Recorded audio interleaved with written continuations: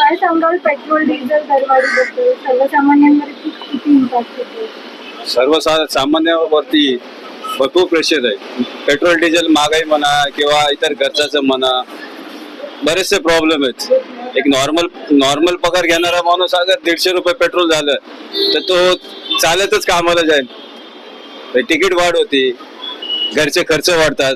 Diesel वाढलं म्हणजे तुमचं महागाई वाढली, ट्रान्सपोर्टेशन वाढलं, तिकडे ते वाढलं म्हणजे इकडचे सगळे महागाई जास्त होते ना. म्हणजे सामान्य लोकांना प्रॉब्लेमच आहे तो.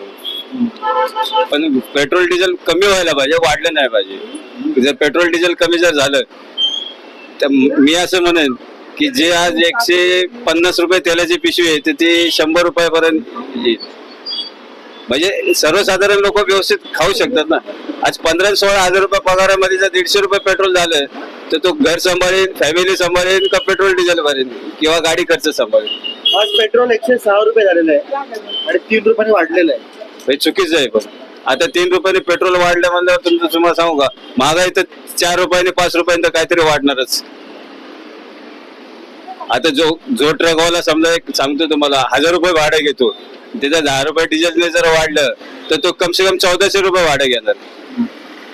आणि तिकडून जो माल येतो ते म्हणले ट्रकचं भाडं वाढलं म्हणल्यावर तिकडून येणारा माल हा वाढूनच येणार. आणि मग तीच तेलाची पिशवी आपल्याला 200 रुपयाला भेटणार. मग आता बोलायचं म्हणलं तर सत्य बोलणं म्हणजे आज एक टायमाला वडापाव 10 रुपये होता, आज 20 रुपये. आणि डिझेलचा भाव वाढला म्हणजे तोच वडापाव 30 रुपये होईल. मग ज्याच्या खिशात 50 रुपये तो वडापाव खाऊ शकत नाही.